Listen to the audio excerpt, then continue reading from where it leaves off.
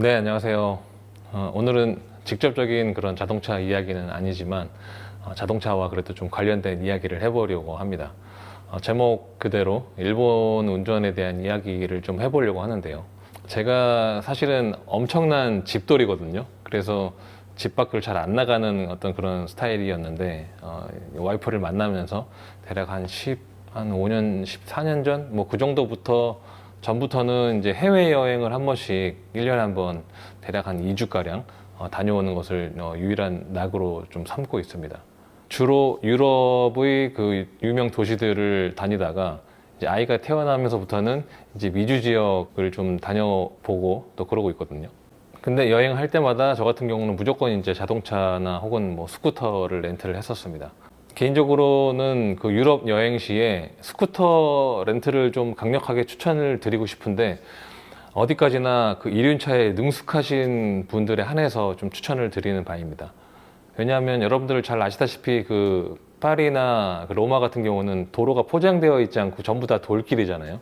그래서 저도 나름 이륜차에 좀 능숙하다고 자부하는 사람인데도 불구하고 그 로마의 그 정말 울퉁불퉁하고 막 약간 포트홀까지는 아니지만 푹 파인 곳들도 꽤 있어서 여러 번 놀라기도 하고 그랬어가지고 이 파리나 로마에서는 스쿠터 렌트를 정말 심사숙고를 하시긴 하셔야 되는데 그래도 1인차에 좀 자신 있는 분들은 한번 도전해 보시면 좋을 것 같다라는 생각을 합니다. 제가 뭐 자꾸 이렇게 위험한 그런 1인차를 추천을 드리는 이유가 여러분들 아시겠지만 유럽은 굉장히 좀 복잡하고 다니기도 불편하고 해서 스쿠터를 타고 다니면 정말 그 여행이 말도 안 되게 편해지거든요.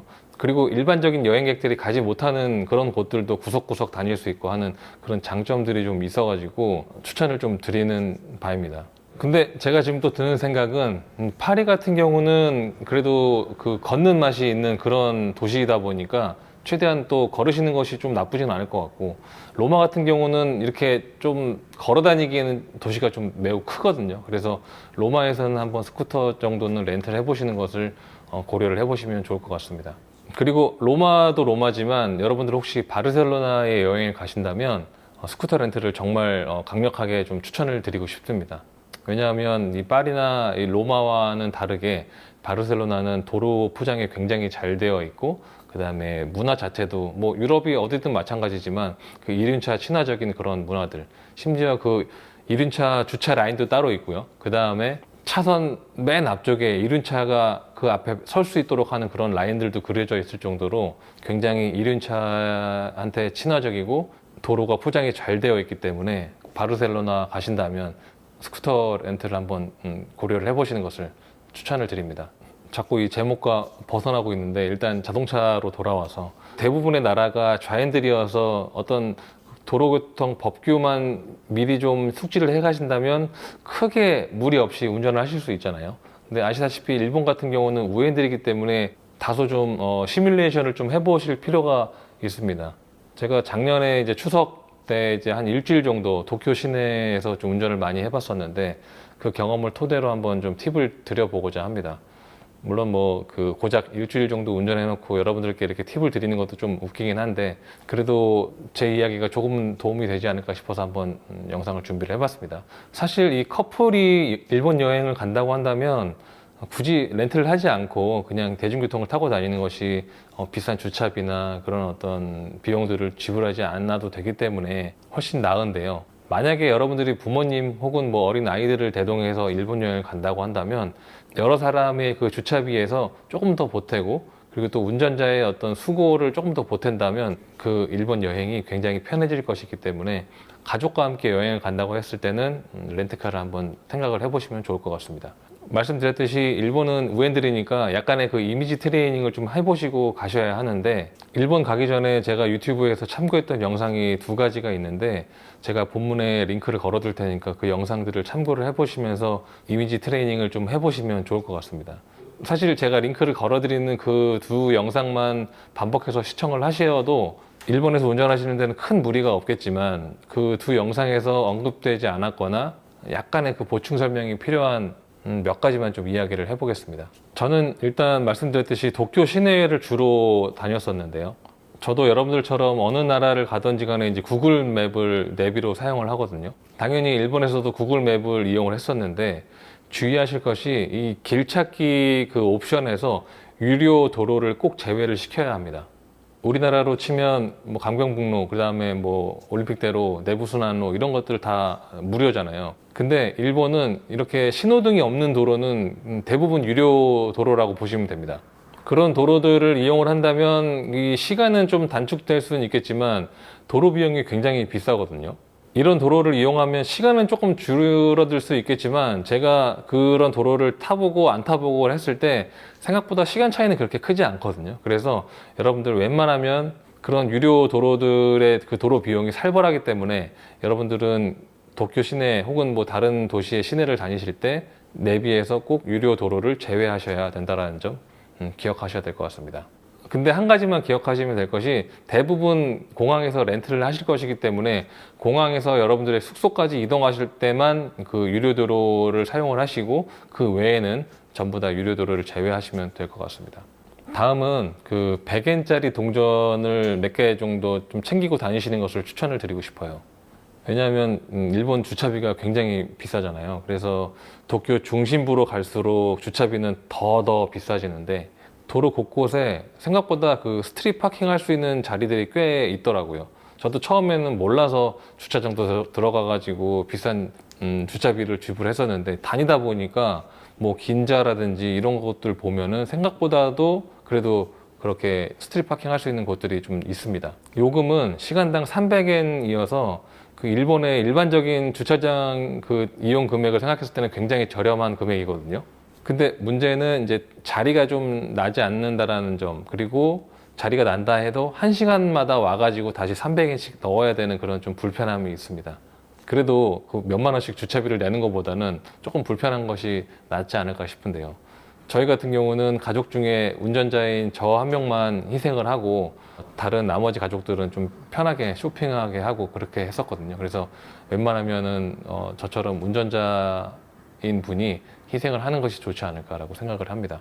그리고 일본 같은 경우는 그 도로 맨 끝 차선에 이렇게 주정차를 하고 있더라도 차 안에 운전자만 탑승하고 있으면은 주차 티켓을 끊지 않는다라고 그렇게 영상에서 배웠거든요. 그래서 저도 진짜인가 싶어가지고 저도 이제 긴자 시내에서 한번 가족들 관광하는 동안에 주차 자리를 찾기 힘들어서 대략 한 4, 50분 정도 주정차를 한번 했던 적이 있었거든요. 물론 뭐 제가 아무도 주정차를 하지 않는 곳에 그냥 혼자 가가지고 거기서 그렇게 있었다는 것이 아니라 이미 많은 사람들이 그곳에 주정차를 하고 있는 그런 곳에 이제 저도 이제 은근슬쩍 끼어서 주정차 테스트를 한번 해본 것인데 저뿐만 아니라 수많은 차들이 주정차를 저처럼 오래 한 차도 있고 잠깐 대고 가는 차도 있고 했었거든요. 근데 전혀 문제가 없었고 당연히 이제 그 끝차선, 그리고 심지어 도로가 한 2차선밖에 안 되는데도 불구하고 그렇게 주정차를 하고 있는데 당연히 그 통행에 불편함이 생기잖아요. 그런데도 일본 사람들은 뭐 클락션 한번 울리지 않고 그냥 그러려니 하면서 잘 다니더라고요. 그리고 또 뭐라고 하실까봐 좀 거듭 말씀드리지만 저처럼 무조건 그렇게 하시라는 게 아니라 정 주차할 자리가 없고 상황이 어쩔 수 없을 때 이제 그렇게 하시라는 뜻으로 받아들여 주시면 될 것 같습니다. 하도 이제 유튜브 하면서 욕을 많이 먹다 보니까 뭐 그런 뜻으로 이제 이해를 해주시면 될 것 같습니다. 다음으로는 이제 주행을 실제로 하실 때에 주의하실 점인데요. 도쿄 시내에서 주행하실 때 한동안 어떤 그 좌회전이나 그 우회전 할 일이 없을 때는 웬만하면 그냥 그 가운데 그 중앙 차선을 쭉 이용하시라는 것을 좀 말씀을 드리고 싶어요. 왜냐하면 이렇게 멀쩡하게 가다가 갑자기 이 좌회전만 가능한 그런 차선이 갑자기 나타날 수도 있고 굳이 이렇게 좌회전 전용 차선이 아니더라도 앞서 말씀드렸듯이 일본 같은 경우는 그 맨 끝 차선에 주정차 하는 것을 정말 대수롭지 않게 생각하다 보니까 주정차 차량이 생각보다 굉장히 많거든요. 그래서 그러면 그런 주정차 차량을 볼 때마다 계속 다시 가운데 차선으로 끼어들기를 해야 됩니다. 게다가 우리나라 같은 경우는 이제 가끔 가다가 어쩔 수 없이 그 차선 맨 끝에서 주정차를 할 때 그때 이제 사람이 혹시 이제 승하차를 하거나 이렇게 되면은 빨리 차를 빼려고 노력을 하잖아요.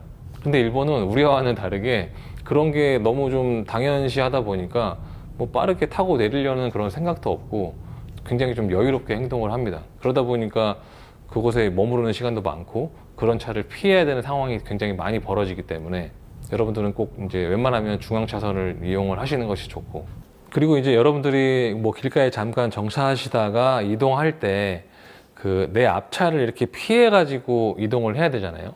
이때 우핸들이다 보니까 거리감이 좀 달라서 내 앞차와의 어떤 그 반대편 대각선 그 모서리가 가깝게 이렇게 스치는 경우가 몇 번 있었거든요. 운전하는 게 적응이 되셨다고 하더라도 이 차에 대한 차폭감은 완전히 적응이 안 돼요. 그래서 조수석 대각선 맨 끝에 부분, 그 부분의 차폭 계산을 조금 더 주의 깊게 하시는 것을 추천을 드립니다. 그리고 여러분들 그 렌트를 생각하신다면 여러분들이 앞으로 묵을 그 숙소 근처에 주차장이 있나 없나 당연히 좀 검색을 해 보실 텐데요. 저도 이제 구글 맵으로 많이 좀 검색을 해보고 웬만하면 주차장이 많은 곳 그 근처에 숙소를 잡았거든요. 참고로 저는 이제 고토구라는 곳에 숙소를 잡았는데 거기가 뭐 디즈니랜드도 가깝고 뭐 오다이바 그다음에 그 도쿄 시내도 꽤 가까워서 저는 굉장히 좀 잘 이용을 했었습니다. 그리고 이제 뭐 다른 주차장 관련 영상에서도 많이 언급이 되긴 하는데, 관광을 마치고 숙소로 돌아오셨을 때 만약 숙소 인근의 그 주차장이 8시부터 다음날까지 요금이 저렴한 곳이다. 그러면 여러분들이 만약 7시 반에 오셔서 그곳에 주차를 하시고 그냥 쭉 주차를 하시는 것이 아니라 7시 반에 주차를 하셨더라도 8시에 잠깐 나오셔서 주차를 뺐다가 다시 주차를 하셔야 그 야간 요금이 적용이 되거든요. 만약에 여러분이 7시 반부터 주차를 한번 뺐다가 넣지 않고 쭉 그냥 다음날 아침까지 주차를 한다면 몇만 원이 나오기 때문에 이 점은 정말 꼭 기억하셔야 합니다. 마지막으로 이 도쿄 시내도 서울처럼 굉장히 많이 붐비긴 하거든요. 근데 우리 이 서울과는 다르게 그래도 이 운전자들이 이 배려하는 것이 몸에 배어 있다 보니까 이 우핸들 감각, 그리고 말씀드렸던 그 조수석 앞쪽에 그 대각선 그 차폭만 감각만 좀 익히신다면 일본 운전하는 데 있어서 특별히 그 어려운 점은 없다라고 생각을 합니다. 그래서 여러분들 꼭 가족 여행을 가신다면 여러분 스스로는 좀 희생을 하시더라도 가족들이 좀 편할 수 있게 렌트카를 이용하시는 것을 한번 추천을 드려봅니다. 네, 그럼 영상은 여기까지고요. 다음번엔 또 다른 나라 운전에 대해서 한번 또 이야기를 해보도록 하겠습니다. 네, 영상 봐주셔서 감사하고 또 다음 영상에서 뵙도록 하겠습니다. 감사합니다.